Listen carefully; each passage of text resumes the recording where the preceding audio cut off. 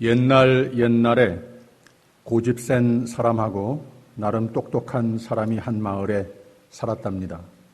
하루는 둘 사이에 말다툼이 생겼는데 고집센 사람이 4 곱하기 7은 27이라고 그랬습니다.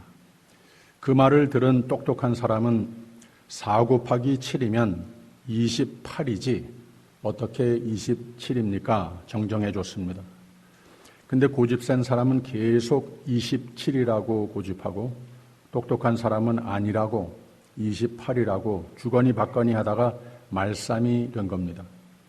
두 사람이 한참 다투다가 결국 마을 원님한테 가서 물어보자 하고 합의를 했습니다. 누가 맞나 보자 하는 겁니다. 원님이 한심스러운 표정으로 둘을 쳐다본 뒤에 고집센 사람에게 물어봅니다. 네가 4 곱하기 7이 27이라고 그랬냐? 네, 당연한 건데 저놈이 자꾸 28이라고 우깁니다. 그러자 마을 원님은 이렇게 말을 합니다. 27이라고 답한 놈은 풀어주고 28이라고 답한 놈은 곤장을 10대 쳐라 선고를 합니다. 고집센 사람은 속세원해하면서 그 자리를 떠납니다. 똑똑한 사람은 괜히 곤장을 맞고 억울해합니다. 그때 그 마음을 안 원님은 또다시 말을 합니다. 자네 4 곱하기 7이 27이라고 우기는 놈하고 말싸움을 한 자네가 더 어리석은 사람이 됐네. 내가 너를 곤장을 맞게 한 것을 억울해하지 말라. 저놈은 고집쟁이이니 고치기 쉽지 않고 오히려 너는 똑똑해 보이니 더욱 지혜로 살으라고 곤형을 가한 것일세. 이렇게 말을 했답니다. 원님이 이어서 한 말이 진실이 무조건 최상의 답은 아니네. 진실보다 더 귀한 것은 포용인지라. 죽고 사는 문제가 아니면 진실을 잠시 묻어두고 사랑과 관용으로 포용력으로 마음의 넉넉함으로 이게 바로 행복을 끼치는 삶이 되는 비결일세라고 말을 했답니다. 오늘 말씀은 우리 모두에게 행복한 삶, 행복한 가정과 모든 공동체의 생활의 원리를 가르쳐주는 말씀입니다. 오늘 말씀 조금 뒤에 에베소서 2장의 시작은 우리가 누구이고 하나님은 예수 안에서 우리를 누구로 바꾸어 주셨는가를 선포하고 있습니다. 2장 1절에 이런 말씀이 있어요. 너희는 허물과 죄로 죽었던 너희를 살리셨도다 라고 그랬습니다. 우리가 누구이고 하나님은 예수 안에서 우리를 누구로 바꾸어 주셨는가를 선포하고 있는 것 아니겠습니까? 우리가 누구였는가? 구제불능한 허물과 죄투성이의 존재였다고 하는 겁니다. 2절을 보세요. 그때 너희가 그 가운데서 행하여 이 세상 풍속을 좇고 공중의 권세 잡은 자를 따랐으니 곧 지금 불순종의 아들들 가운데서 역사하는 영이라. 그래서 결국은 생명이 없고 희망도 없고 행복이란 전혀 없는 존재라고 하는 말입니다. 3절에는 전에는 우리도 다 그 가운데서 우리 육체의 욕심을 따라 지내며 육체와 마음에 원하는 것을 하여 다른 이들과 같이 본질상 진노의 자녀이었더니 근데 하나님은 그의 사랑으로 말미암아 불쌍한 인간을 생명 주시고 희망으로 살고 행복을 누리며 살으라고 예수 그리스도 안에 새 생명을 베푸셨다고 하는 말입니다. 이어서 4절과 5절에는 긍휼에 풍성하신 하나님이 우리를 사랑하신 그 큰 사랑을 인하여 허물로 죽은 우리를 그리스도와 함께 살리셨고 너희가 은혜로 구원을 얻은 것이라. 그것만이 아니고 6절에는 또 함께 일으키사 그리스도 예수 안에서 함께 하늘에 앉히시니 하나님의 자녀 삼으셨다고 하는 말입니다. 그것만이 아니고 7절에는 이는 그리스도 예수 안에서 우리에게 자비하심으로써 그 은혜의 지극히 풍성함을 오는 여러 세대에 나타내게 하려 하심이니라. 예수 안에 하나님의 은혜로 말미암아 믿음으로 생명의 삶을, 행복의 삶을 누리는 변화된 우리의 모습으로 말미암아 하나님은 이 세상의 복음의 등대가 되라고 온 세상에 이 귀한 복음을, 하나님의 나라를 널리 널리 펼쳐가시는 하나님이시라고 하는 말입니다. 이게 다 하나님이 세상을 이처럼 사랑하사 죄 가운데에, 불행 가운데에, 불통 가운데에 사는 우리를 구원하시는데, 이 모든 것은 오직 하나님의 은혜, 우리를 사랑하신 하나님의 속성으로 말미암는 것이라고 하는 말입니다. 그래서 8절에는 너희가 그 은혜를 인하여 믿음으로 말미암아 구원을 얻었나니 이것이 너희에게서 난 것이 아니요 하나님의 선물이라 라고 그랬습니다. 다 하나님의 일방적인 사랑의 계획, 은혜의 섭리로 말미암아 우리는 거저 받은 것이 이 구원, 생명의 삶이라고 하는 말입니다. 하나님이 사람이 이 엄청난 사랑, 놀라운 은혜를 받는 조건, 하나님께서는 우리에게 요구하는 것 하나도 아무것도 없습니다. 오직 믿음, 하나님이 나를 사랑하셔서 독생자를 나를 위해 희생하셨다고 하는 것을 엄청난 사실이지만 예수 그리스도의 삶과 희생과 죽음과 부활은 나를 위하신 하나님의 선물인데 나는 그저 믿음으로 받기만 하면 된다고 하는 말입니다. 그래서 결과적으로 희망이 없던 우리 모두 참 희망과 생명과 행복과 평안을 누리며 살게 된 것인데 이제는 믿음으로 말미암는 생명의 삶을 사는 것이고 세상이 모르는 평강과 풍요로움을 누리며 사는 새 생명을 사는 새 사람이 된 것이다 라고 선포한 말이 그 다음에 이어서 12절 13절에 그때에 너희는 그리스도 밖에 있었고 이스라엘 나라 밖의 사람이라 약속의 언약들에 대하여 외인이요 세상에서 소망이 없고 하나님도 없는 자이더니 이제는 전에 멀리 있던 너희가 그리스도 예수 안에서 그리스도의 피로 가까워졌느니라 라고 그랬습니다. 말하자면 사도 바울의 구원론인데 하나님이 구원을 받지 못한 인간을, 우리를 어떤 방법을 택하셔서 구원을 이루셨는가 가르치는 것 아니겠습니까? 그것은 일방적인 사랑, 무조건의 사랑, 세상에서 볼 수 없는 놀라운 은혜의 방법이었다고 하는 말씀입니다. 한마디로 희생으로 하나님은 하나님과 인간 사이의 화목을 이름으로 기뻐하시는 하나님이시라고 하는 겁니다. 다시 말하면 우리가 사는 세상은 어린아이 때부터 세상 떠나는 날까지 모든 조건부가 달린 세상에 살고 있지 않습니까? 어린 아기 발육 과정도 그렇고 세상의 교육 시스템도 그렇고 한 학년에서 다음으로 진학하려면 준비, 자격을 프루브해야 됩니다. 이거 다 갖추어야 이루어지는 것이고 공립교육을 마치면 대학과 전공 분야를 위해서 준비할 때에도 치열한 경쟁을 치르며 남을 제치고 올라가야 그 고등교육의 특권을 누리는 것 아닙니까? 세상의 직업이나 비즈니스 세계에 돌입할 때도 역시 대단한 경쟁입니다. 심사의 절차를 걸쳐 그 직업의 세계로 입문하여 거기서 끝이 아니고 이런 경쟁의 연속의 분위기 속에 나의 자격을 수년 동안, 수십 년 동안 계속 증명하여야 소위 성공의 인생을 건설해 나갈 수 있는 세상입니다. 이것이 우리가 자랐고 우리 자녀를 키우고 세상에 준비시켜 띄우는 세상살이의 정의 아니겠습니까? 모든 것에 조건이 있습니다. 모든 것이 자격을 요구합니다. 그래서 세상살이란 많은 조건을 갖추고 그 위에 또 쌓고 사람에게 인정을 받아서 그 다음에 또 다른 조건이 있어서 그것들을 더 쌓고 이러면서 흔히 사람들이 Who are you? 내가 누구냐? 라고 하는 질문에 내가 갖춘 학업을 말하고 직장을 말하고 내가 이룬 것들을 말하는 등등으로 많은 조건들을 쌓아온 것을 얘기할 줄은 알지 본질상 Who am I? 내가 누구이란 말은 할 줄 모릅니다. 하물며 자녀를 남에게 말할 때에도, 사위 며느리 얘기할 때에도 그 학업이 어땠고 어떤 직장을 다니고 있고 어떤 가정의 배경이고 이런 얘기들을 하여야만 되는 걸로 생각합니다. 내가 누군가라고 하는 디스크립션은 잘 표현할 줄 모르는 세상이 됐습니다.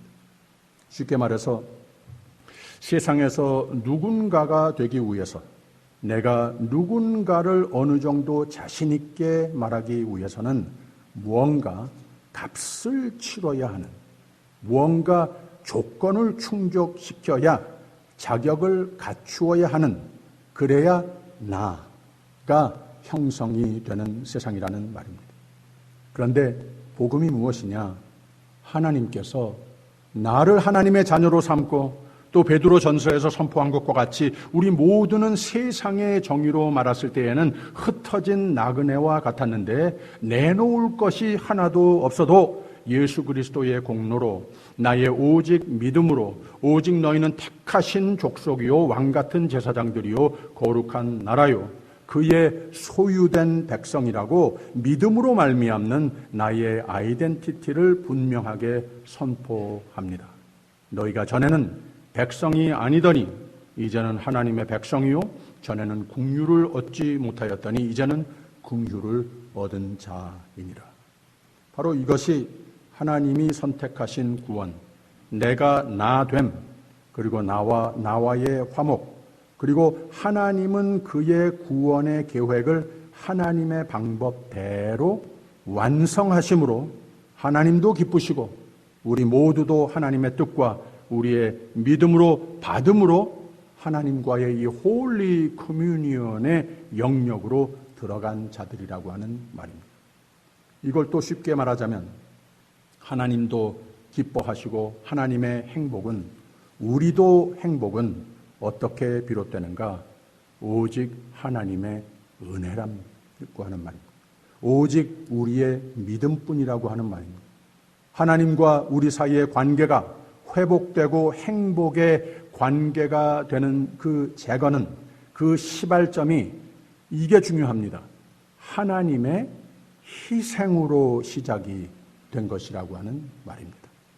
그리고 하나님은 바로 이 같은 원리로 믿는 사람이 포함된 모든 공동체의 삶 속에 평강이 있고 행복을 누리려면 다른 방법이 아니고 희생이라고 하는 관문을 통해서 행복의 공동체 삶을 이루게 되는 것이라고 하는 말입니다. 이것이 기묘한 진리인데 사람들은 이걸 모릅니다. 이걸 알아도 잘 오래 못합니다. 그래서 행복을 모르는 모든 공동체의 삶으로 세월을 다 보냅니다. 여러분 그런 생각해 보셨습니까? 하나님이 처음 인간 아담을 창조하시고 곧바로 하와를 창조하셨는데, 즉 하나님은 사람이 혼자 사는 것보다 가정을 이루는 행복을 누리게 해 주겠다고 하시면서 인간의 첫 공동체로 가정을 이루셨습니다. 행복하라고. 그런데 묘한 것이 하나님은 아담을 잠자게 하시고는 그 몸에서 갈비뼈 하나를 빼내서 그 뼈로 여자를 만드셨다고 그랬습니다. 이게 묘하다고 하는 말입니다. 하나님이 아담을 흙으로 지으셨으면 하와도 똑같은 방법으로 흙으로 지으시면 됐을 텐데 굳이 아담의 뼈를 빼내서 하와를 지으셨다고 하는 말입니다. 즉 아담의 희생을 요구해서 그것 가지고 하와를 지으시고 가정을 이루시더라고 하는 말입니다. 그 이유를 두 가지로 밝히시는데, 가정은, 부부는 한 몸을 이루는 것이라고, 그 한 몸이 어떻게 이루어지는가? 내 몸의 희생으로 이루어지는 것이라고. 내 몸이 희생됨으로 저가 나와 가정을 이루게 됐으니 내 뼈 중에 뼈요, 내 살 중에 살이라 라며 더욱 사랑하고 더욱 내 몸과 같이 귀히 여기는 문자 그대로 한 몸 의식으로 행복을 이루는 가정이 되더라고 하는 말입니다.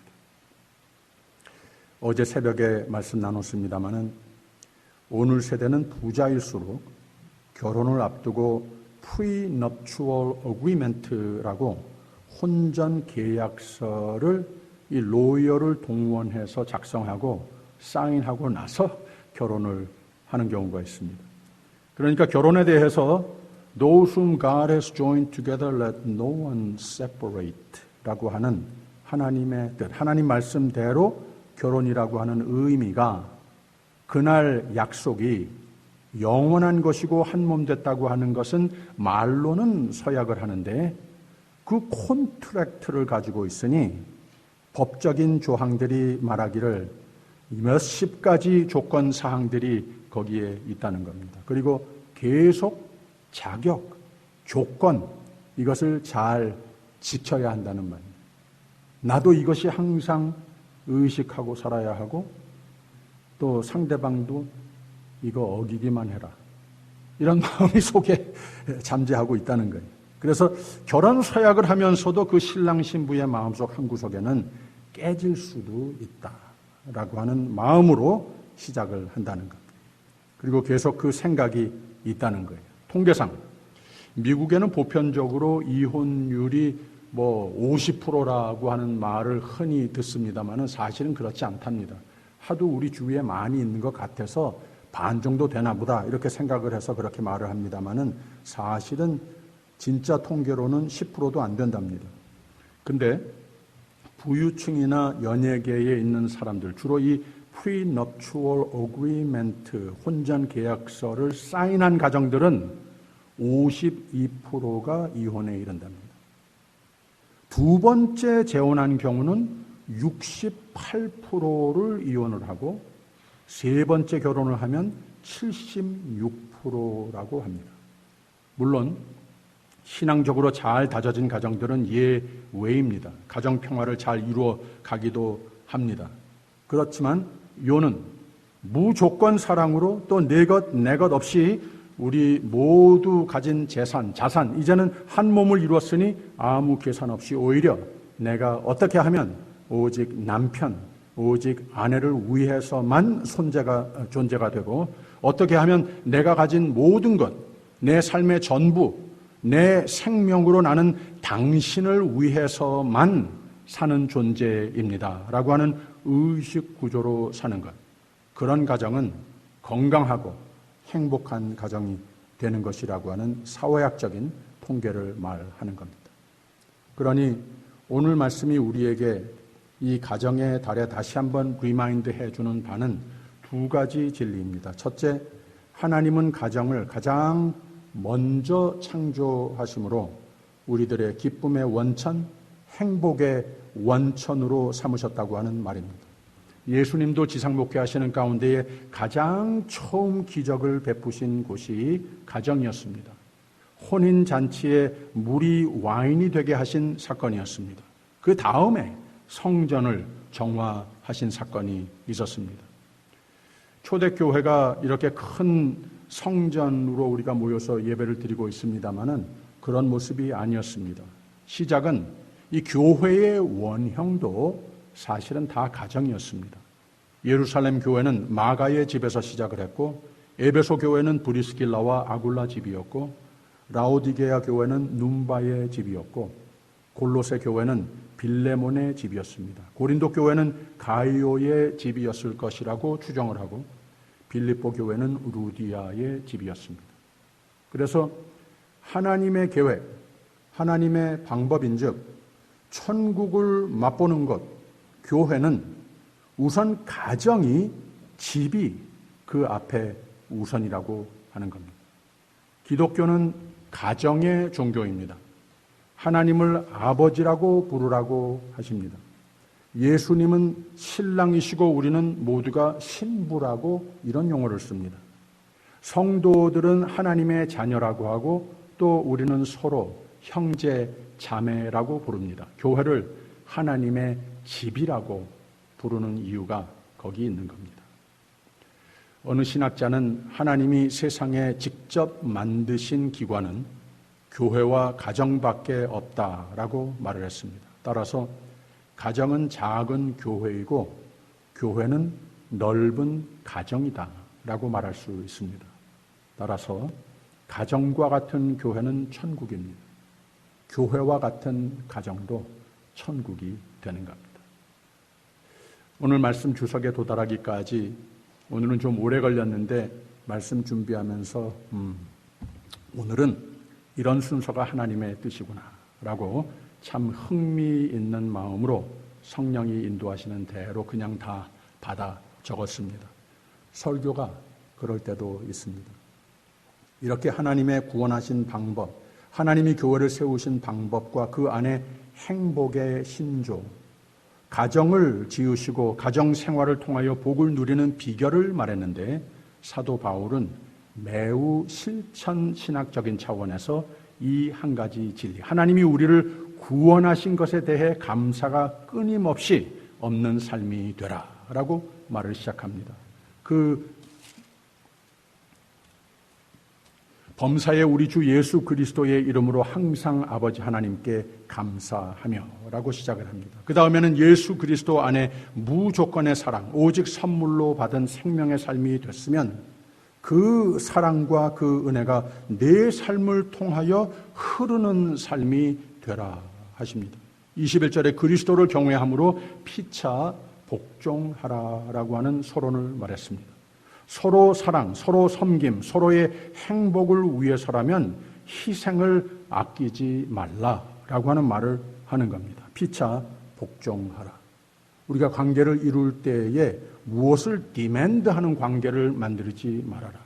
이 관계 속에서 당신이 어떤 right가 있으면 I have my rights too, 이런 관계 만들지 말라는 거예요. 그저 피초 복종하는 마음만 있으면 됐다는 겁니다. 그 다음에는 구체적으로 남편과 아내가 어떻게 서로를 위하여야 함을, 서로 섬김, 서로 희생을 포함해 서로 사랑을 어떻게 하여야 함을 가르치고 있습니다. 22절에 아내들이여 자기 남편에게 복종하기를 죽게 하듯 하라라고 그랬습니다. 이게 쉽지 않은 말이죠. 23절, 24절. 이는 남편이 아내의 머리됨이 그리스도께서 교회의 머리됨과 같음이니 그가 친히 몸의 구주시니라. 그러나 교회가 그리스도에게 하듯 아내들도 범사에 그 남편에게 복종할지니라. 하나님, 제 남편을 모르셔서 그렇지 제가 어떻게 하나님과 같이 볼 수 있겠습니까? 어떻게 그렇게 섬길 수 있겠습니까? 쉽지 않습니다. 근데 남편에게는 더 힘든 것을 요구하고 있습니다. 25절 보세요. 남편들아, 아내 사랑하기를 그리스도께서 교회를 사랑하시고 위하여 자신을 주심같이 하라. 그리스도께서 대체 어떻게 우리를 사랑하셨습니까? 자신을 주심같이. 예수님이 세상에 오신 이유는 죽으려 오셨다고 하지 않았습니까? 남편이 아내를 사랑하되 다 필요로 채워주고 희생을 아끼지 말고 죽어도 괜찮다는 거예요. 그 말하고 있는 겁니다. 그러니 문제가 될 게 무엇이겠습니까? 서로가 하나님 섬기듯 섬기고 서로가 당신 위에 죽을 준비 됐으면 무슨 문제가 있겠냐고 하는 말입니다. 그냥 희생만 하고 끝인가? 그냥 죽으면 끝인가? 그 다음엔 아무것도 없는가? No. 26절에서 28절까지 이런 말씀이 있어요. 이는 곧 물로 씻어 말씀으로 깨끗하게 하사 거룩하게 하시고 자기 앞에 영광스러운 교회로 세우사 티나 주름 잡힌 것이나 이런 것들이 없이 거룩하고 흠이 없게 하려 하심이니라. 이와 같이 남편들도 자기 아내 사랑하기를 제 몸같이 할지니 자기 아내를 사랑하는 자는, 잘 들어보세요, 자기를 사랑하는 것이라 라고 그랬어요. 분명히 거기에 이유가 있다고 하는 말입니다. 오직 서로를 위해서 사랑받기보다는, 사랑을 베풀고 섬김을 받기보다는 먼저 섬기고 희생이 되더라도 또 섬기고 죽도록 희생하고 다 주고 다 죽는 예수를 닮는 가족 식구들이 함께 이루는 그 가정은 32절과 33절에 이 비밀이 크도다. 내가 그리스도와 교회에 대하여 말하노라. 그러나 너희도 각각 자기의 아내 사랑하기를 자기같이 하고 아내도 그 남편을 경외하라 라고 그랬습니다. 예수님이 핏값으로 사시고 부활의 첫 열매가 되시고 교회의 머리가 되셔서 교회가 천국의 예표가 되듯이 이 믿음과 소망과 이 예수 닮는 사랑으로 애워싼 가정이라면 온 세상을 다 가진 것보다 더 행복한 삶이 반드시 되는 거라고 하는 말입니다. 할렐루야. 달라스 윌러드 목사는 The gospel is less about heaven after you die, but it is more about how to live in heaven before you die. 복음은 죽은 다음에 가는 천국에 대한 것보다 더 삶 속에 천국을 누리는 것에 대한 것이다 라고 설교를 했습니다. 여러분, 사랑을 하되 사랑을 계산 없이 하십시오. 섬김을 아낌없이 하십시오. 희생도 내 가정 위해서라면 맨날 하십시오. 나도 가정도 나 때문에 행복해집니다. 예수님은 나는 세상에 온 것이 왕 중 왕으로 왔지만 섬김을 받으려 온 것이 아니고 섬기려 온 것이다. 오늘 집으로 돌아가실 때 이 마음, 섬길 마음 가슴에 새기고 가십시오. 예수님은 그의 생명을 온 인류의 생명을 선물하기 위해 내려놓는 분이시라고 자신을 소개하셨습니다. 나의 꿈, 나의 기도, 나의 열심, 모든 것을 오늘 다시 정의했으면 좋겠습니다. 나의 생명을 내 가족 식구를 위해 선물하듯이, 내려놓듯 하듯이 남은 여생을 이걸 열심으로 사는 우리 모두가 됐으면 좋겠습니다. 예수님은 이 마음으로 사셨습니다. 그리고 사도 바울은 빌립보서 2장에 너희 안에 이 마음을 품으라. 어떤 마음이냐? 높아지려는 마음은 없는 마음, 자신은 노상 비우는 마음, 사람들과 눈높이를 같이 하는 체휼의 마음, 오히려 자꾸 낮아지는 마음, 결국 죽을 각오를 늘 마음에 지닌 마음, 그리고 결국 죽으신 마음. 이게 끝인가? No.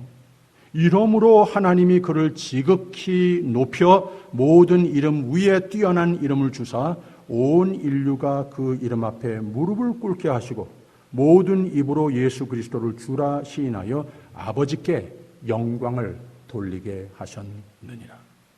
예수 그리스도의 섬김과 낮아지심과 자신 비우심, 희생과 죽으심은 그게 끝이 아니라 부활의 첫 열매가 되시는 영예를 누리시며 온 인류가 그의 공로 십자가 죽으심으로 말미암아 진정한 생명의 삶을 소망하며 믿으며 누리도록 생명을 선물하는 삶이 되셨다고 하는 말입니다. 행복한 가정의 원리를 어떤 마음과 어떤 삶의 모습으로 비롯되는 것인가를 잘 가르쳐주는 이 말씀을 잘 배우고 모든 집안의 가훈을 삼아서 천국과 같은 가정들을 교회와 내가 포함된 모든 공동체를 이루시기를 축원합니다. 기도하겠습니다. 놀라운 은혜로 우리를 살리시고 변함없으신 은혜로 우리의 삶을 행복과 형통으로 소망으로 살게 하시니 감사합니다. 행복한 가정과 교회, 행복한 일터와 모든 인간관계가 되기 위하여 예수 그리스도의 섬김의 마음을 잘 배우고 사는 우리 모두가 되게 하여 주시옵소서. 예수님 이름으로 기도합니다. 아멘.